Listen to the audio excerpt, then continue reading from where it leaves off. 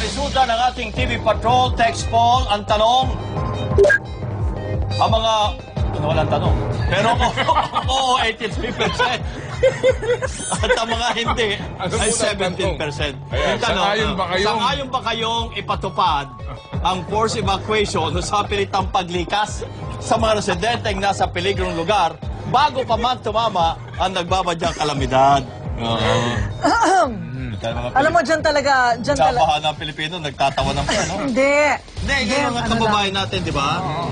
Yung bang para sa kanila, problema na yan, lilipas din yan. Nandun pa rin yung ngiti, ano? Kahit na nasa ibabaw ng bubong, kumakaway pa rin, ngumingiti pa rin. Iba rin tayo. Ibang ating lahi. Wala ibang lahing ganyan. Kahit sa Amerika, pag binabaha sila, nagpapanik na. Abay, kasi kung hindi mo idadaan talaga sa ngiti at tawa ang mga problema natin, mapupuno ang mental hospital dito sa bansa. Pero ang tanong, kinakailangan bang sa pilitan na talagang i-evacuate sila pag kinakailangan? Saan mo dadalhin? Yun ang tanong. Hindi, kasi kahit naman sa pilitan, ang gobyerno, wala rin kapasidad na talagang i-evacuate sila Yes. Kung may pagdadalhan naman, paano kung talagang ayaw sumama? Yun ang problema. Ano ang problema? Sa pagdadalhan din nila, ay gusto nila kaagad bumalik sa bahay nila at pinagtsatsagaan nila. Dahil doon naman sa evacuation center natin, ay yung bang sikip na kayo, siksikan kayo, nandun na lahat, sama-sama kayo, wala nang division yan. Yes, tapos walang palikuran, magkakasakit ka doon, lahat na everything pero nandun at na. least buhay ka. Oo nga. Buhay ka.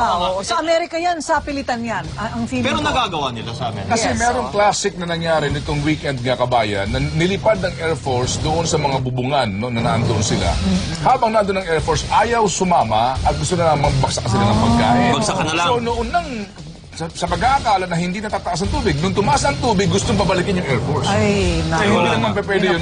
At para bang at your convenience lang, maaari kang puntahan, ikaw na nag-iisa ang pupuntahan ng Philippine Air Force, parang ikaw lang ka na pupumahin. Pero kung to save life and limb, Life muna.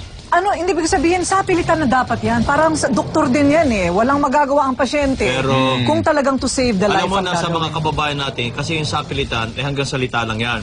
May hirapan din ang ating pamahalaan. Wala namang pagkakargahan sa kanila pag pilit mong in-evacuate yung mga yan. Dahil yung ang ibang tumulong doon para mag-evacuate ng mga tao, sila ang in-evacuate Kasi nagka-problema din yung sasakyan nila. So nasa ating mga kababayan na, kung may warning na ho kayo, ang unang isasalang-alang nyo, mahalaga po ang buhay ng tao kesa doon sa kung ano man yung may iwan ninyo sapagkat yun makukuha pa ulit ninyo.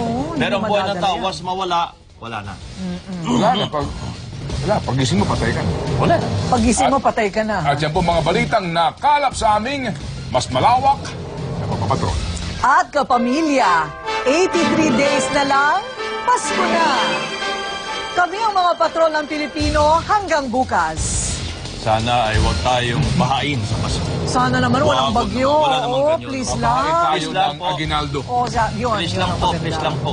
Maraming salamat at magandang gabi, bayan.